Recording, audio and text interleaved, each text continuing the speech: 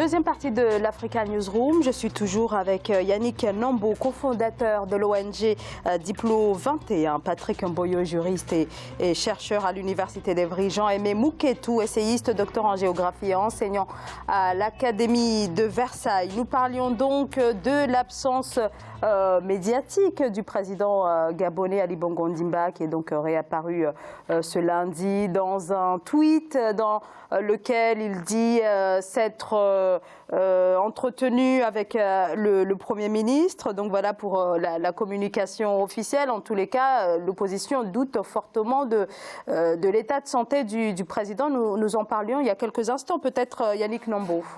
Oui, l'opposition, à l'instar je crois, de 9 Gabonais sur 10, enfin, doute. Moi, je pense que les Gabonais ont bien compris que Ali Bongo était un sujet dépassé. Maintenant, ce qui compte, c'est l'après. Ce qu'on appelle opposition, dans ce long combat, il y a peut-être quelque chose d'intéressant. Alors, est-ce que, avec cette situation dans laquelle est confronté le Gabon depuis octobre 2018, est-ce qu'il y a un renforcement du front de l'opposition? Oui, on a vu il y a quelques semaines Jean Ping faire un appel au rassemblement à côté d'autres barons, comme on dit. Moi, j'aime pas trop ces termes-là, mais je les utilise parce qu'on les utilise habituellement de l'opposition. Mais je crois que ce qui est important de dire, c'est que dans ce type de crise aussi profonde, aussi grande, il n'y a pas de place pour les aventures individuelles où on pense qu'à ses propres intérêts. Tous ceux qui ont tenté de le faire, il y en a qui ont été nommés ministres, d'autres qui ont eu tel ou tel poste, pour aller entre guillemets à la mangeoire, ils sont vite revenus et frappés un peu par l'indignité populaire. Donc il n'y a pas de place pour ces aventures. Je crois qu'il faut rester cohérent. En tout cas, elle doit rester cohérente. C'est cette opposition où tout le monde se range derrière une idée qui est incarnée aujourd'hui par un homme, Jean Ping. Moi, je ne suis pas dans ce culte de la personnalité, qui que ce soit. Moi, je pense qu'il faut vraiment défendre des idées plutôt que des hommes. Mais dans cette transition, il y a quelqu'un qui a obtenu la majorité des suffrages, qui est là pour faire la bascule entre l'ancien régime et cette nouvelle république, que tout le monde appelle de ses voeux, qui doit emmener le pays vers le développement, vers la maturation démocratique. Il incarne cela. La responsabilité touche aussi cette personnalité de l'opposition qui devrait vraiment se ranger derrière cette idée, pas forcément derrière cet homme, mais derrière cette idée. Opposition, société civile, pour arriver à ce changement. Ensuite, il sera temps de rassembler les talents pour travailler à la reconstruction de ce pays. Mais les aventures individuelles, on l'a vu et l'histoire l'a montré, pas qu'au Gabon et ailleurs, n'ont pas leur place et ne sont jamais fructueuses. Jean-Aimé Mouketou. Alors, moi je vous dirais tout simplement que je suis pour la défense de la démocratie, c'est-à-dire ce pouvoir qu'on confère au peuple. Et je voudrais réitérer mes propos en disant qu'il n'y aura pas d'issue au Gabon tant que la vérité des urnes du 27 août 2016 n'est pas reconnue. C'est ce qui bloque le pays. Ne faisons pas semblant d'ignorer ce problème. Le pays est bloqué parce que depuis le 27 août 2016... Donc, alors, pour vous, il faut clarifier la situation de 2016. Il faut absolument clarifier cette situation, en fait qui est déjà clarifiée par des instances internationales. Ce n'est pas moi qui le dis, vous pouvez le vérifier. Africa 24 est une grande chaîne qui est suivie dans le monde. Si vous allez vérifier, vous allez voir qu'il y a eu des responsabilités de l'Union européenne qui ont reconnu que c'est M. Jean Ping qui a gagné l'élection. Voyez, si M. Ali Bongo Ondimba, le 27 août 2016, avait reconnu sa défaite, peut-être il ne se retrouverait pas dans cette... Je ne suis pas Dieu, hein, peut-être, je dis bien, il ne se retrouverait pas dans cette situation. Il faudrait que nous, Africains, nous comprenions que quand il s'agit d'aller au vote, quand il s'agit de la démocratie, quand le peuple a choisi, acceptons ce choix pour éviter des problèmes inutiles. Et puis, il ne faut pas oublier aussi, il a évoqué, il y a eu des gens qui sont morts au Gabon, des jeunes Gabonais qui ont été assassinés sauvagement le 31 août 2016. Et jusqu'à présent, on pouvait aller le vérifier. Il y a vos confrères des chaînes, je crois, que je ne peux pas y citer ici, qui ont présenté des documentaires sur cette situation des jeunes Gabonais qui ont été assassinés. Donc pour revenir sur l'opposition, en fait l'opposition n'a aucun problème. L'opposition a toujours été soudée, organisée pour l'alternance et le changement. Et c'est ce que nous observons depuis 2016. Il y a une opposition qui est autour du président Jean Ping. Il a cité des barons. Je vous cite le cas par exemple de M. Zachary Miboto, qui est un ancien responsable du Parti démocratique gabonais qui a rejoint l'opposition depuis longtemps, qui est autour de M. Jean Ping. Je peux citer M. Chambrier et les autres leaders de l'opposition. Et la société civile qui se bat aussi sur le terrain pour l'alternance et le changement. Alors, comment voulez-vous que, si vous ne respectez pas ce que le peuple demande, et que le Gabon puisse aller dans le bon sens? Patrick Mboyo, alors quand même, les noms que vous citez depuis tout à l'heure restent des gens qui appartenaient au PDG, qui ont ensuite rejoint l'opposition. Alors, est-ce que le renouveau ou l'avenir du Gabon peut se faire avec peut-être ceux-là même qui ont fait basculer le pays dans cette crise, ou en tout cas dans pas mal d'impasses politiques, Patrick Mboyo? Oui. Est-ce qu'il ne faudrait pas là aussi une alternance, laisser place à la jeunesse? C'est là que le rôle de la jeunesse va être déterminant. Puisque on ne peut pas avoir un changement radical dans un pays. Parce que le risque, c'est que quand vous faites un nettoiement ou un balai total, ceux qui étaient au pouvoir risquent d'aller se constituer en force et mener des actions subversives, genre rébellion, soulèvement, mouvement insurrectionnel derrière. C'est ça la difficulté. Il faut toujours penser à récupérer certaines personnes de l'ancien régime au niveau du pouvoir. Mais simplement, il faut s'assurer de l'intérêt général. Qui va travailler pour l'intérêt des Gabonais, en l'occurrence? Est-ce que ce sont les mêmes personnes qui se sont distinguées dans leur façon de travailler mordicus pour le pouvoir et derrière pour une seule personne, c'est-à-dire Ali Bongo et sa famille, ou ce sont des personnes qui, tant soit peu, puisque le peuple gabonais n'est pas dupe, le peuple sait voir qui a été de son côté, qui n'a pas été de son côté, c'est ça le rôle. Et puis autre chose, le calcul politique ou politicien et les calculs de la société civile et les aspirations de la population ne vont souvent pas de pair. Même dans les grandes démocraties, on les observe. Ici en France, on a un problème.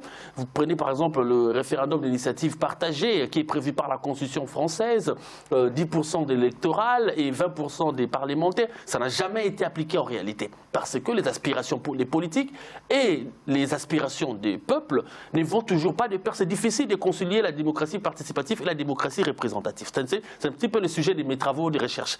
Mais simplement, ce qu'il faudrait faire, c'est que ceux qui sont sur le terrain, la société civile, les mouvements des pro-démocratie, les mouvements pro-changement doivent continuer à lutter. Et aujourd'hui au Gabon, ça montre que le mur Bongo présente des failles. Regardez ce que les jeunes élèves lycéens et autres viennent d'obtenir comme victoire. Au temps où le pouvoir, le régime gabonais était dans toute sa splendeur, jamais on n'aurait vu ça. Ils ont décidé de rabaisser l'âge pour l'attribution des bourses aux élèves et aux plus méritants. Et c'est que les élèves ont réagi, ils ont contesté pendant plusieurs jours, le pouvoir a reculé. C'est déjà une première victoire. Les employés vont se mettre aussi à pouvoir manifester pour réclamer les meilleurs traitements. Les agents de la fonction publique. C'est ainsi qu'il y aura un dynamisme, une dynamique assez forte pour pouvoir faire ce qu'on appelle la convergence de lutte, afin de pouvoir aboutir à quelque chose de plus solide et mener un front tout à fait capable de peser. Mais tant qu'on comptera sur les politiciens, puisque en réalité les hommes politiques, je vais vous expliquer, ils calculent toujours sur le long terme. Quand les hommes politiques voient qu'il y a une élection qui vient de se passer, que ce soit au Congo, au Togo, au Gabon, ailleurs, ils se disent, on se regroupe, on fait front commun pour essayer de faire basculer le pouvoir. Mais quand ils voient que le pouvoir usurpateur de l'élection commence à se consolider, chacun commence à faire ses calculs. Je me désolidarise, je quitte l'alliance, je fais ceci, je pense à moi, il faut changer les luttes, il faut voir autre chose. Et petit à petit, ils vont vers la mangeoire, comme c'était dit. La mangeoire, c'est un terme utilisé malheureusement partout dans les pays d'Afrique centrale. Et pour se faire une santé financière pour leur parti politique. C'est ça leur idée. Comment leur parti va continuer à exister sans financement, c'est difficile, alors que le peuple a besoin de changements immédiats. Jean-Aimé Mouquet, vous voulez Oui, sur ce débat sur les anciens barons, comme Junior Nambo le disait, moi je suis contre ce raisonnement.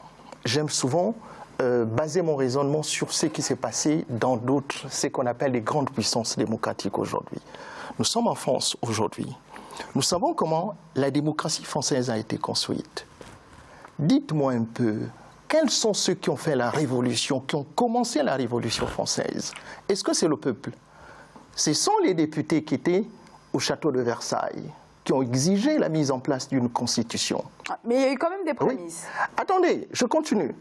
Quels sont ceux qui ont encouragé cette révolution? Ce sont les royalistes qui ont rejoint le peuple.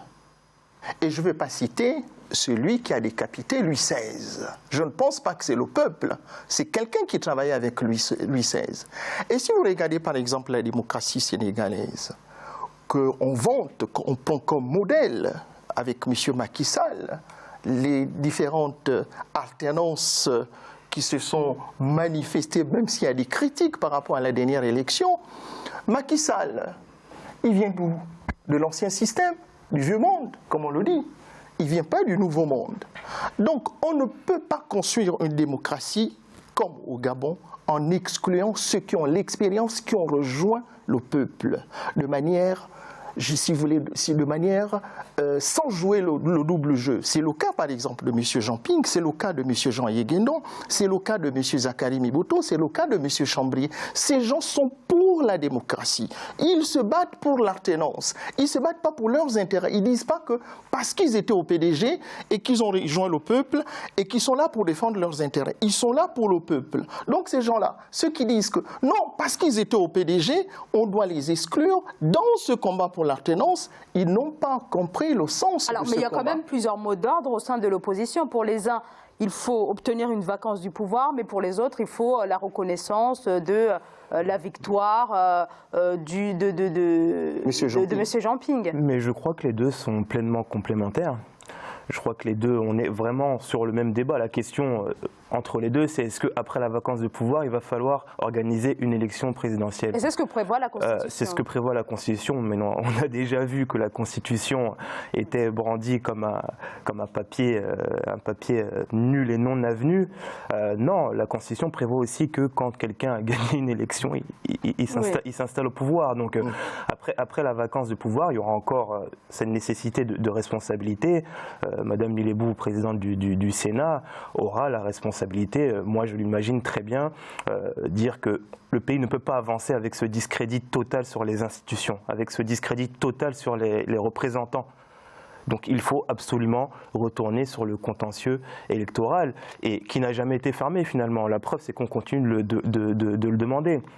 Sur la question qu'on se posait, moi je pense que comparaison n'est pas raison sur tel ou tel pays, mais oui, c'est clair que quand on bascule d'un ancien régime à un nouveau régime, on doit nécessairement s'appuyer sur ceux qui ont connu les failles du régime qu'on essaie de quitter. Après, la question qui se pose, en tout cas, je pense au niveau des plus jeunes, c'est est-ce que ceux qui sont dans cette opposition ont envie de changer le système, ou est-ce qu'ils ont juste envie de remplacer ceux qui sont à la tête de ce système? Elle est là la vraie question que les gens doivent se poser, et je crois que la réponse est de plus en plus claire au niveau des Gabonais. Après, sur la question du renouvellement de la classe politique, moi je veux vraiment qu'on arrête de penser que la politique est une panacée pour la jeunesse. Il y a l'engagement citoyen. On a vu ce qu'a fait le jeunisme. Le jeunisme, désolé de faire une fixette pour eux, il n'est pas si important, mais on a aujourd'hui un directeur de cabinet qui est marseillais, qui est arrivé au Gabon parce qu'il est jeune, en créant une association pour les jeunes, qui aujourd'hui redistribue les miettes de ce qu'ils volent, parce que moi ça me scandalise, c'est pour ça que je reviens là-dessus, à une jeunesse, et aujourd'hui une jeunesse qui crie et qui scande le nom de parce que le jeunisme c'est ça, c'est parce qu'il faut un renouvellement de la classe politique. Non, je pense que le renouvellement doit se faire sur des idées. Alors si c'est des jeunes, tant mieux, s'il y a plus de femmes, tant mieux, mais vraiment sur des idées, sur l'idée qu'on se fait de la démocratie et du développement de ce pays. Merci beaucoup à tous les trois pour ce décryptage, pour ces explications de ce retour médiatique du président gabonais Ali Bongo Ondimba. On marque une courte pause et on se retrouve dans quelques secondes pour la troisième partie de cette émission.